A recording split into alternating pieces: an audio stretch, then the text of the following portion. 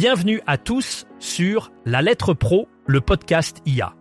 Je suis Brulatour, le rédacteur en chef de La Lettre Pro. Aujourd'hui, nous allons parcourir les titres de l'actualité du jour dans le monde de la radio et du podcast. Sibylle Veil a été réélue présidente du comité radio de l'Union européenne de radio-télévision. Cette réélection a eu lieu lors de l'Assemblée radio qui s'est tenue à la Maison de la radio et de la musique à Paris les 3 et 4 avril 2025.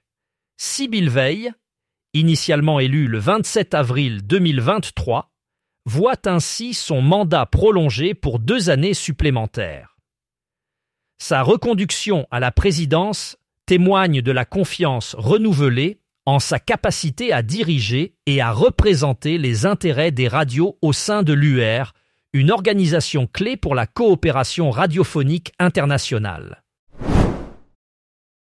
Audio UK a récemment exprimé son soutien à la décision de la British Broadcasting Corporation de ne pas inclure de publicité dans les podcasts financés par la redevance au Royaume-Uni.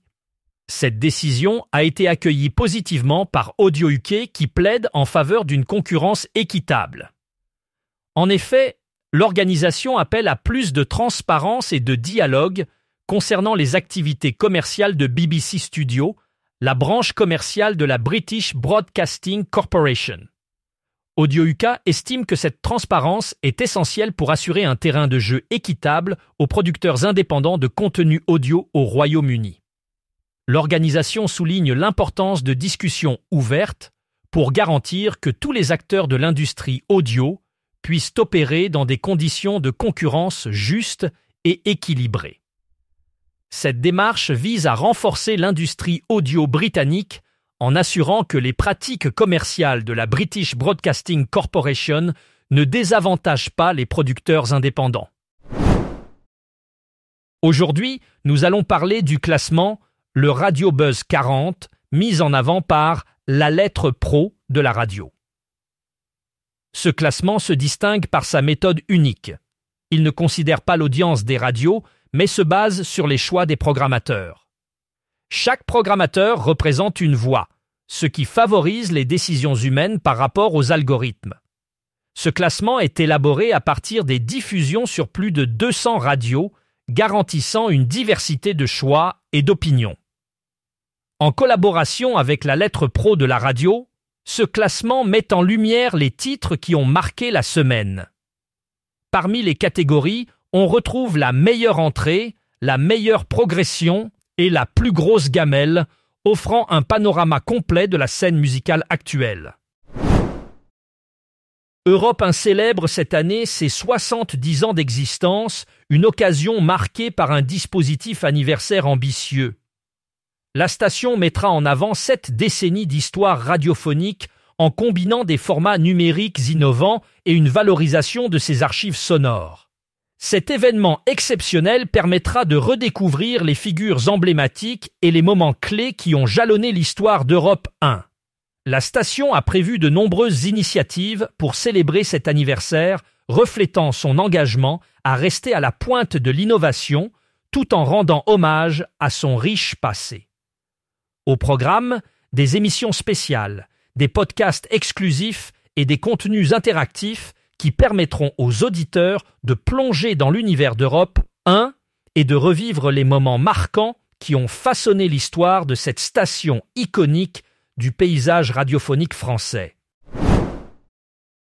Léna Ménager a décroché la prestigieuse 30e bourse Jean-Baptiste Dumas, un prix honorant la mémoire du journaliste éponyme depuis 1994. Étudiante à Sciences Po, Léna a remporté ce prix grâce à un reportage diffusé dans RTL Soir. Cette bourse, remise le 2 avril 2025 dans les locaux de RTL, célèbre 3 décennies de soutien aux jeunes talents journalistiques.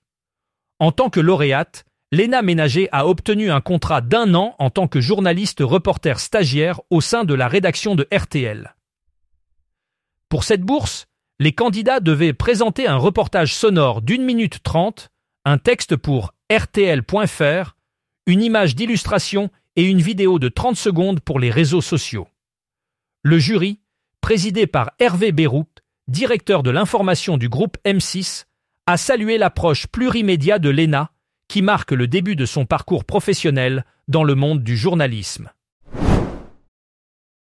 Dans une récente enquête publiée par Edison Research, il a été révélé que YouTube a surpassé Spotify en tant que plateforme de podcast la plus utilisée par les jeunes de 13 à 29 ans aux États-Unis.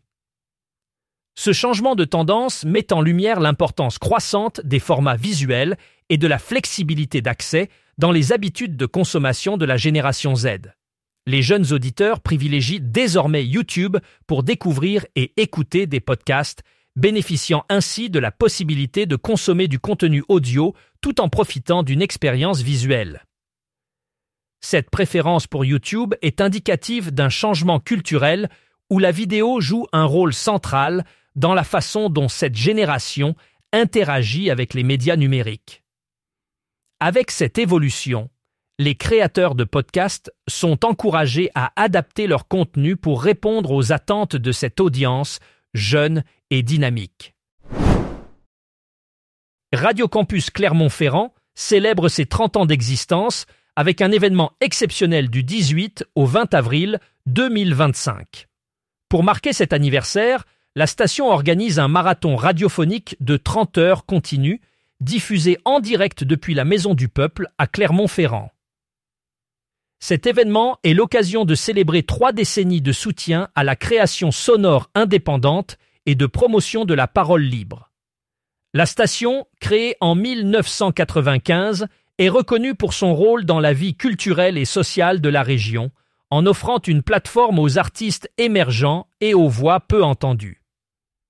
Le programme inclura des émissions historiques, des voix emblématiques de la station, ainsi que des invités culturels, des musiciens et des journalistes locaux. En parallèle, 2 soirées de concerts sont prévues et des ateliers radiophoniques permettront aux visiteurs de découvrir les coulisses de la production audio. L'accès est libre en journée, offrant une expérience collective et conviviale. Radio Player vient d'annoncer l'intégration de Trace FM à son écosystème, un développement qui enrichit considérablement son offre de contenu. Cette intégration souligne l'engagement de Radio Player envers la diversité musicale et culturelle, tant en France métropolitaine qu'ultramarine. Les auditeurs bénéficieront désormais d'un accès direct à Trace FM Paris, Guadeloupe, Martinique et Guyane via la plateforme Radio Player.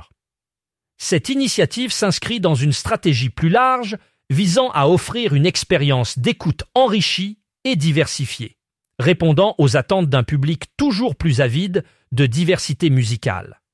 En intégrant Trace FM, Radio Player renforce sa position en tant que plateforme incontournable pour les amateurs de musique et de culture, en rendant accessible un large éventail de contenus qui reflètent la richesse culturelle des territoires desservis.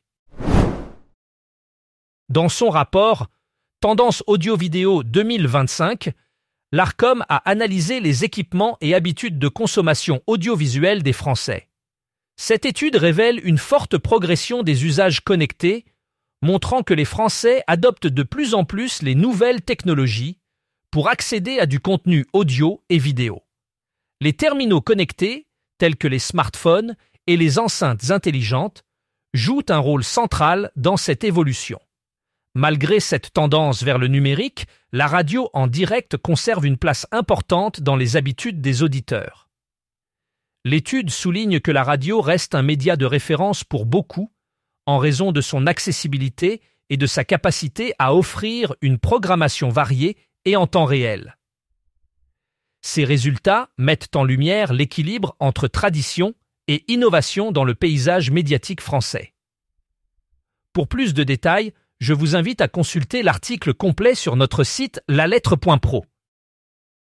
Merci d'avoir écouté cet épisode de La Lettre Pro, le podcast IA. Pour en savoir plus sur l'actualité de la radio et du podcast, rendez-vous sur notre site lalettre.pro et n'hésitez pas à vous abonner à notre newsletter quotidienne pour recevoir toutes les dernières nouvelles directement dans votre boîte email. À demain pour un nouvel épisode.